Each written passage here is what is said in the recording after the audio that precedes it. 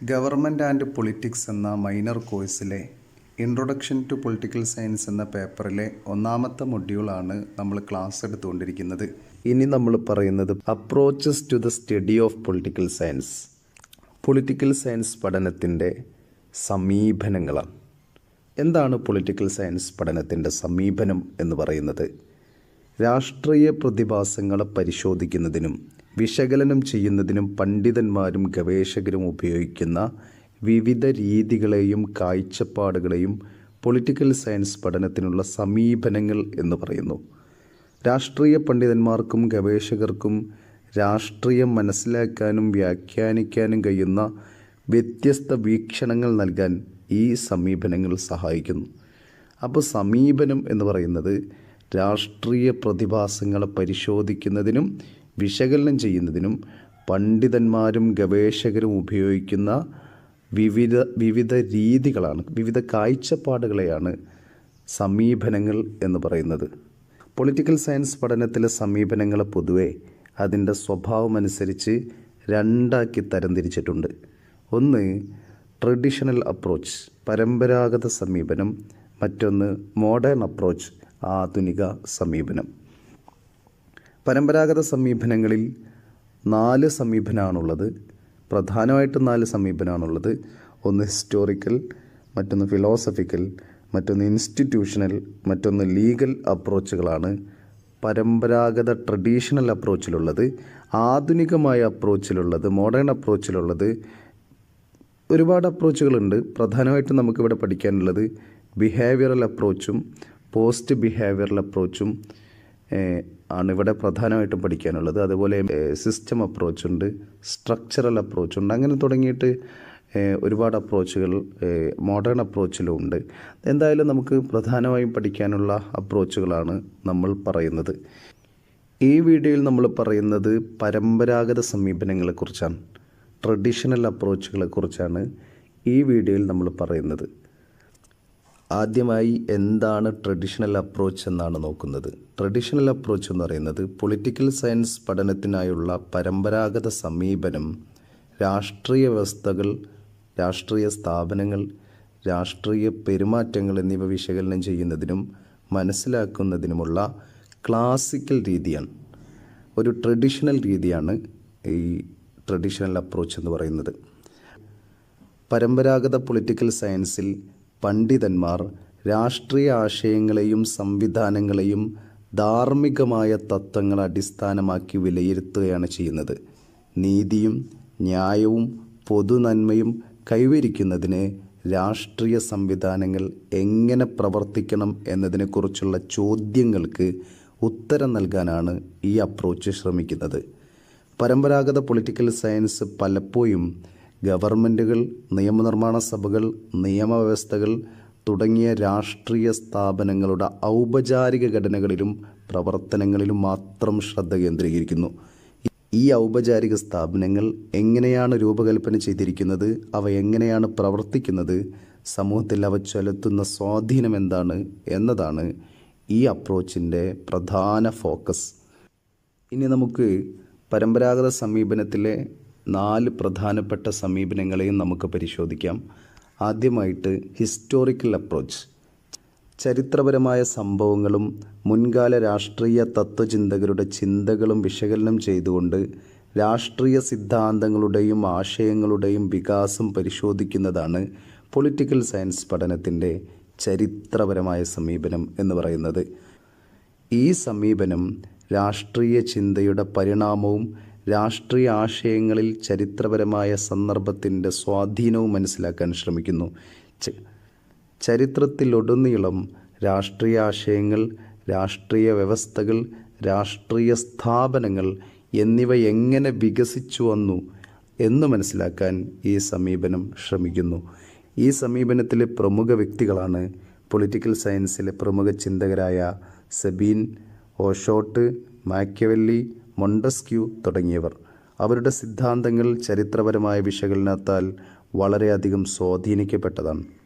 ഉദാഹരണത്തിന് George H സെബീൻ്റെ a history of political theory എന്ന പുസ്തകം പുരാതന ഗ്രീസ് മുതൽ ഫാസിസവും നാസിസവും വരെയുള്ള രാഷ്ട്രീയ ചിന്തയുടെ ചരിത്രത്തെക്കുറിച്ചുള്ള പരിണാമത്തിൻ്റെ സമഗ്രമായ വിവരം നൽകുന്നുണ്ട്. അങ്ങനെ ചരിത്രപരമായ സംഭവങ്ങളും മുൻകാല രാഷ്ട്രീയ തത്വചിന്തകരുടെ ചിന്തകളും വിശകലനം ചെയ്തുകൊണ്ട് രാഷ്ട്രീയ സിദ്ധാന്തങ്ങളുടെയും ആശയങ്ങളുടെയും വികാസവും പരിണാമവും അത് നടത്തുന്ന പ്രവർത്തനങ്ങളും പരിശോധിക്കുന്നതാണ് പൊളിറ്റിക്കൽ സയൻസ് പഠനത്തിൻ്റെ ചരിത്രപരമായ സമീപനം എന്ന് പറയുന്നത്. ചരിത്രപരമായ സമീപനത്തെ ചില പണ്ഡിതന്മാർ വിമർശിക്കുന്നുണ്ട്. പൊളിറ്റിക്കൽ സയൻസിൻ്റെ പഠനത്തിൽ ചരിത്രപരമായ സമീപനത്തിന് പരിമിതികളുണ്ടെന്ന് അവർ വാദിക്കുന്നു. ആധുനിക ലോകത്തിൻ്റെ സങ്കീർണമായ പ്രശ്നങ്ങൾ മനസ്സിലാക്കാൻ ചരിത്രപരമായ വീക്ഷണത്തിലൂടെ മനസ്സിലാക്കാൻ സാധ്യമല്ലെന്ന് അവർ പറയുന്നു. ഈ വിമർശനങ്ങൾക്കിടയിലും സമകാലിക രാഷ്ട്രീയ വെല്ലുവിളികളെ അഭിമുഖീകരിക്കുന്നതിനുള്ള തത്വങ്ങളുടെ ഉറവിടമെന്ന നിലയിൽ ചരിത്രപരമായ സമീപനത്തിൽ പ്രസക്തിയുണ്ടെന്ന് ഇതിൻ്റെ വക്താക്കൾ വിലയിരുത്തുന്നു. ഇനി നമ്മൾ നോക്കുന്നത് ഫിലോസഫിക്കൽ അപ്രോച്ചാണ്. രാഷ്ട്രം, ഗവൺമെൻറ്, അധികാരം, സമൂഹം എന്നിവയെക്കുറിച്ചുള്ള പൊളിറ്റിക്കൽ സയൻസിൻ്റെ അടിസ്ഥാനപരമായ ചോദ്യങ്ങൾക്ക് തത്വചിന്തയുടെ ലെൻസിലൂടെ പരിശോധിക്കുന്നതാണ് തത്വശാസ്ത്രപരമായ സമീപനം.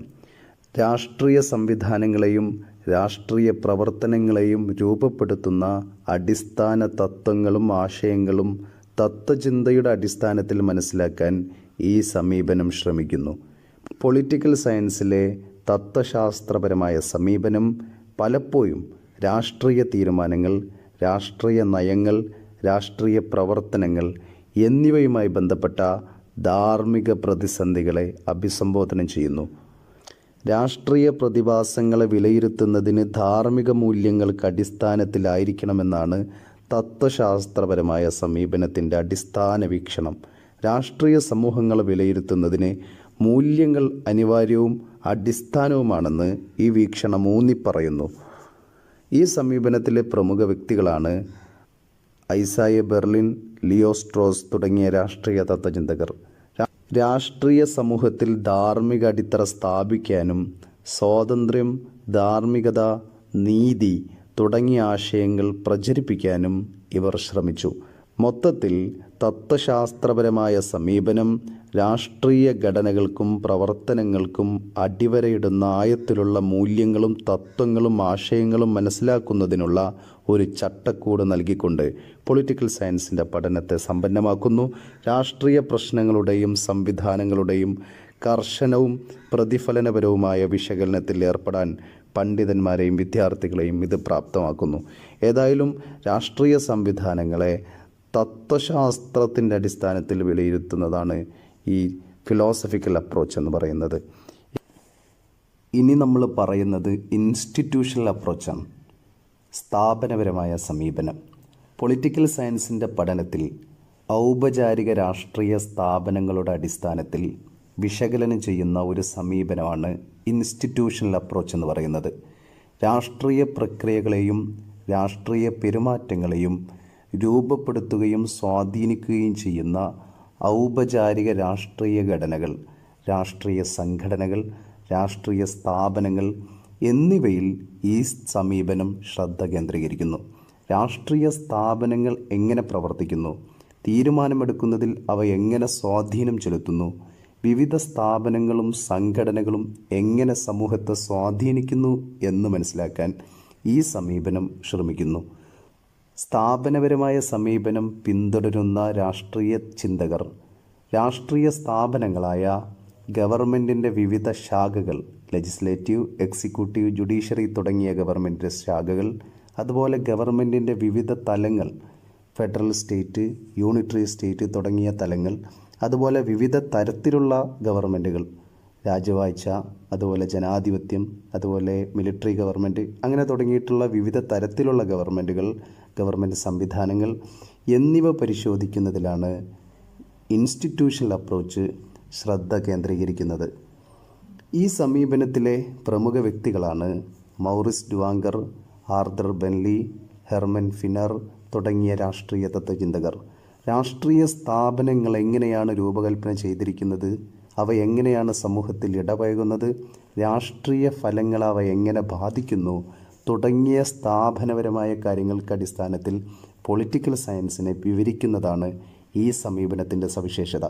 ഉദാഹരണത്തിന് ഇന്ത്യയുടെ രാഷ്ട്രീയ സംവിധാനങ്ങളെക്കുറിച്ച് പഠിക്കുകയാണെങ്കിൽ, ഇന്ത്യയുടെ രാഷ്ട്രീയത്തെക്കുറിച്ച് വിലയിരുത്തുകയാണെങ്കിൽ പൊളിറ്റിക്കൽ സയൻസിൽ സ്ഥാപനപരമായ സമീപനത്തിൻ്റെ ആളുകൾ ചെയ്യുക സ്വാഭാവികമായിട്ടും ഇന്ത്യയിലെ ഔദ്യോഗിക ഗവൺമെൻറ് സംവിധാനങ്ങളുടെ, ഗവൺമെൻറ് ഇൻസ്റ്റിറ്റ്യൂഷൻ്റെ അടിസ്ഥാനത്തിൽ, ലെജിസ്ലേച്ചറിൻ്റെയും എക്സിക്യൂട്ടീവിൻ്റെയും ജുഡീഷ്യറിയുടെയും പ്രവർത്തനത്തിൻ്റെ അടിസ്ഥാനത്തിൽ ഇന്ത്യൻ രാഷ്ട്രീയത്തെ വിലയിരുത്തുന്നതാണ് ഇൻസ്റ്റിറ്റ്യൂഷണൽ അപ്രോച്ച് ചെയ്യുന്നത്. അപ്പോൾ പൊളിറ്റിക്കൽ സയൻസിൽ ഏതൊരു രാഷ്ട്രീയ സംവിധാനത്തിൻ്റെയും ഔപചാരിക സ്ഥാപനങ്ങൾക്ക് അടിസ്ഥാനത്തിൽ വിലയിരുത്തുന്നതാണ് ഇൻസ്റ്റിറ്റ്യൂഷണൽ അപ്രോച്ച് എന്ന് പറയുന്നത്. ചുരുക്കത്തിൽ പൊളിറ്റിക്കൽ സയൻസിലെ സ്ഥാപനപരമായ സമീപനം, ഔപചാരിക സർക്കാർ സ്ഥാപനങ്ങൾ, അവയുടെ പ്രവർത്തനങ്ങൾ, രാഷ്ട്രീയ സംവിധാനങ്ങളിലും സമൂഹങ്ങളിലും അവയുടെ സ്വാധീനം എന്നിവയെ സൂക്ഷ്മമായിട്ട് പരിശോധിക്കുന്നു.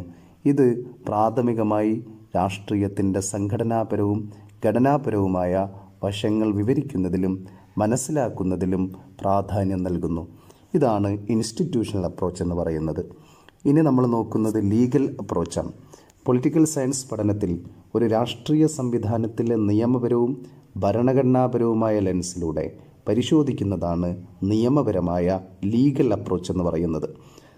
രാഷ്ട്രീയ സംവിധാനങ്ങളെയും ഗവൺമെൻറ്റുകളെയും മനസ്സിലാക്കുന്നതിലും രാഷ്ട്രീയ പ്രക്രിയകളും പ്രവർത്തനങ്ങളും രൂപപ്പെടുത്തുന്നതിലും നിയന്ത്രിക്കുന്നതിലും നിയമങ്ങൾ, ഭരണഘടനകൾ, നിയമസ്ഥാപനങ്ങൾ എന്നിവയുടെ പങ്ക് പരിശോധിക്കുന്നത് ഈ അപ്രോച്ചിൽ ഉൾപ്പെടുന്നു. ഈ സമീപനം രാഷ്ട്രീയ സംവിധാനത്തിൽ നിയമങ്ങളുടെ പങ്കിനും ഭരണഘടനാ ചട്ടക്കൂടിനും ശക്തമായ ഊന്നൽ നൽകുന്നു. എക്സിക്യൂട്ടീവ്, ലെജിസ്ലേച്ചർ, ജുഡീഷ്യറി തുടങ്ങിയ വിവിധ ഗവൺമെൻറ് സംവിധാനങ്ങൾ നിയമപരമായി എങ്ങനെ രൂപപ്പെട്ടു വന്നുവെന്നും അതെങ്ങനെയാണ് പ്രവർത്തിക്കുന്നുവെന്നും പരിശോധിക്കുന്നു. ഔപചാരിക നിയമ ചട്ടക്കൂടിൻ്റെ അടിസ്ഥാനത്തിൽ പൊളിറ്റിക്കൽ സയൻസ് പഠനം നടത്തുന്നതാണ് ഈ സമീപനം. ബ്രിട്ടീഷ് നിയമജ്ഞനും ഭരണഘടനാ സൈദ്ധാന്തികനുമായ A.V. ഡൈസിയാണ് ഈ സമീപനത്തിൻ്റെ പ്രധാന വക്താവ്. അപ്പോൾ ലീഗൽ അപ്രോച്ച് എന്ന് പറയുന്നത് ഒരു രാഷ്ട്രീയ സംവിധാനത്തെക്കുറിച്ചുള്ള പഠനത്തിൽ ആ രാഷ്ട്രീയ സംവിധാനത്തിലെ നിയമവ്യവസ്ഥകളുടെ അടിസ്ഥാനത്തിൽ നിയമവ്യവസ്ഥകൾ എങ്ങനെ പ്രവർത്തിക്കുന്നു എന്ന് വിലയിരുത്തിക്കൊണ്ട് ആ രാഷ്ട്രീയ സമൂഹത്തെക്കുറിച്ച് പഠിക്കുന്നതാണ്, അല്ലെങ്കിൽ വീക്ഷണം നടത്തുന്നതാണ് ഈ ലീഗൽ അപ്രോച്ച് എന്ന് പറയുന്നത്. ഇന്ത്യയിലെ രാഷ്ട്രീയ സംവിധാനത്തെക്കുറിച്ച് പഠിക്കുകയാണെങ്കിൽ ഇന്ത്യയുടെ നിയമപരമായ പ്രവർത്തനങ്ങളുടെ അടിസ്ഥാനത്തിൽ ഇന്ത്യയിലെ രാഷ്ട്രീയ സംവിധാനങ്ങളെ മനസ്സിലാക്കുന്നതാണ് ലീഗൽ അപ്രോച്ച് എന്ന് പറയുന്നത്. ഒരു രാഷ്ട്രീയ സംവിധാനത്തിലെ നിയമ സംവിധാനത്തിൻ്റെ പ്രവർത്തനത്തിൻ്റെ അടിസ്ഥാനത്തിൽ ആ രാഷ്ട്രീയ സംവിധാനങ്ങൾ എങ്ങനെ പ്രവർത്തിക്കുന്നു എന്ന് വിലയിരുത്തുന്നതാണ് ലീഗൽ അപ്രോച്ച് ചെയ്യുന്നത്. നിയമപരമായ സമീപനം ഒരു ഗവൺമെൻറ്റിൻ്റെയും അതിൻ്റെ സ്ഥാപനങ്ങളുടെയും പ്രവർത്തനത്തെക്കുറിച്ച് വിലപ്പെട്ട ഉൾക്കാഴ്ചകൾ നൽകുമ്പോൾ അതിന് പരിമിതികളും ധാരാളമുണ്ട്. ഔപചാരിക നിയമചട്ടക്കൂടിന് പുറത്ത് പ്രവർത്തിക്കുന്ന സങ്കീർണമായ രാഷ്ട്രീയ ശക്തികൾ, രാഷ്ട്രീയ പെരുമാറ്റങ്ങൾ, രാഷ്ട്രീയ ചലനാത്മകത എന്നിവയെ ഇത് പൂർണ്ണമായും നിരാകരിക്കുന്നു. രാഷ്ട്രീയത്തിലെ അനൗപചാരിക പവർ ഡൈനാമിക്സിനെ, പൊതുജനാഭിപ്രായത്തെ, തൽപര ഗ്രൂപ്പുകളെ, ഇൻട്രസ്റ്റ് ഗ്രൂപ്പുകളെ, അതുപോലെ നിയമപ്രകാരം പൂർണ്ണമായും നിയന്ത്രിക്കപ്പെടാത്ത മറ്റു ഘടകങ്ങൾ എന്നിവ ഉൾപ്പെടുന്നില്ല. ഇത് നിരാകരിക്കുന്നത് ഈ സമീപനത്തിൻ്റെ പരിമിതിയാണ്. രാഷ്ട്രീയ സമൂഹത്തിൽ നിയമപരമായ ചട്ടക്കൂടിന് പുറത്തുള്ള ജനങ്ങളുടെ വോട്ടിംഗ് ബിഹേവിയറുണ്ട്, ജനങ്ങളുടെ പൊതുജനാഭിപ്രായങ്ങളുണ്ട്, ജനങ്ങളുടെ സാമൂഹ്യ ജീവിതമുണ്ട്. ഇതിനെയെല്ലാം നിരാകരിക്കുന്നതാണ് ലീഗൽ അപ്രോച്ച് എന്ന് പറയുന്നത്. അതുകൊണ്ട് തന്നെ ഇതിന് വലിയ പരിമിതി ഉണ്ടെന്ന് പറയുന്നു.